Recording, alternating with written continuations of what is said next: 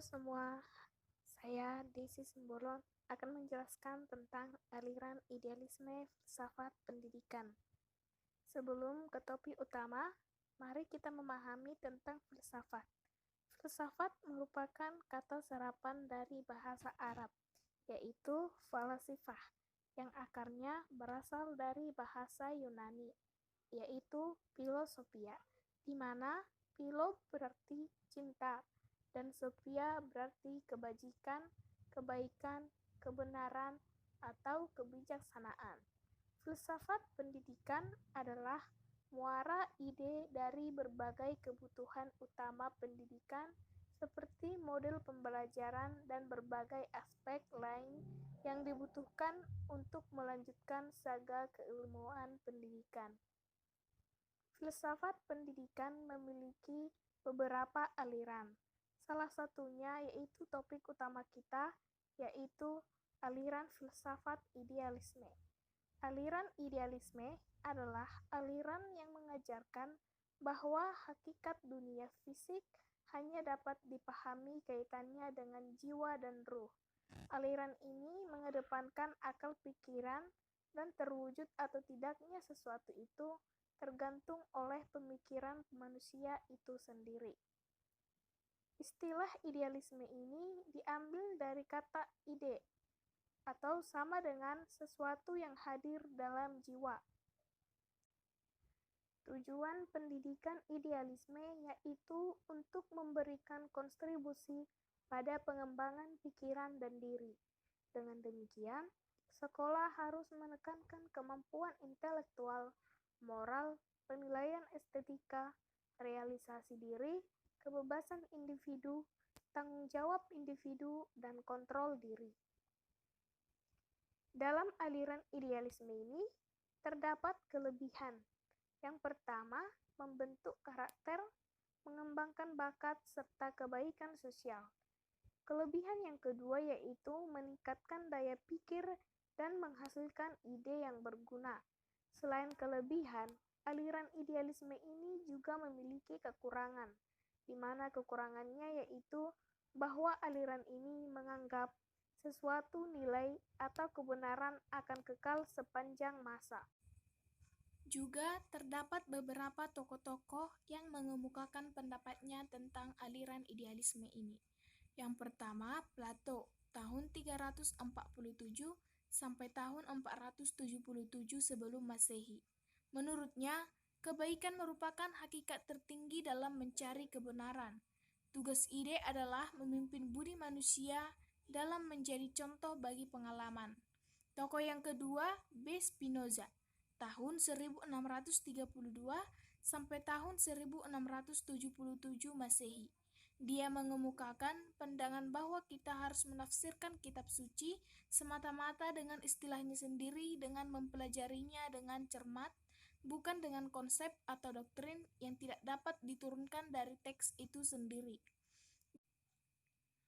Tokoh yang ketiga yaitu Berkeley, tahun 1685 sampai tahun 1753 Masehi.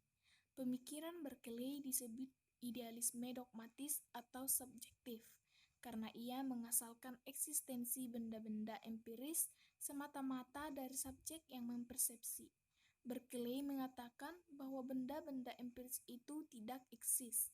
Benda-benda itu eksis karena kita mempersepsi mereka berupa ide-ide dalam pikiran. Tokoh yang keempat yaitu Immanuel Kant, tahun 1724 sampai dengan tahun 1804 Masehi. Ia menyebutkan bahwa filsafat idealisme transendental atau idealis kritis menitik beratkan pada pemahaman tentang sesuatu itu datang dari akal murni dan yang tidak bergantung pada sebuah pengalaman. Tokoh yang selanjutnya yaitu J. Fichte, tahun 1762 sampai tahun 1814 Masehi, memakai nama idealisme subjektif, jadi pandangan-pandangan berasal dari subjek-subjek tertentu. Dia menyandarkan keunggulan moral untuk sebuah etika manusia yang ideal. Tokoh selanjutnya yaitu G.W.F.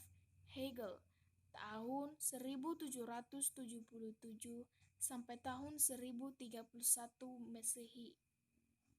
Inti dari filsafat Hegel adalah konsep Geist atau roh atau spirit, suatu istilah yang diilhami oleh agamanya. Ia berusaha menghubungkan yang mutlak dengan yang tidak mutlak. Yang mutlak itu roh atau jiwa menjelma pada alam, dan dengan demikian sadarlah ia akan dirinya. Roh itu dalam intinya ide atau berpikir.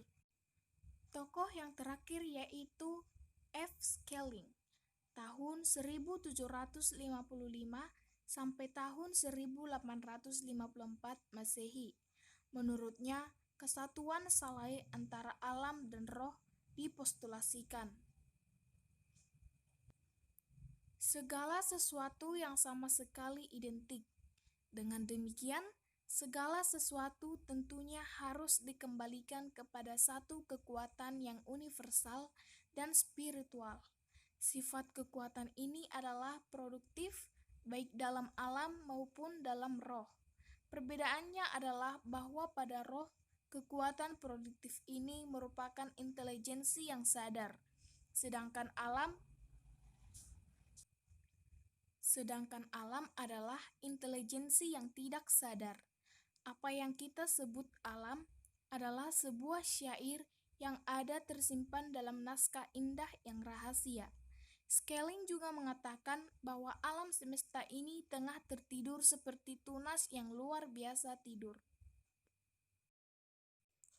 Demikianlah penjelasan saya tentang aliran idealisme ini. Akhir kata, saya ucapkan terima kasih.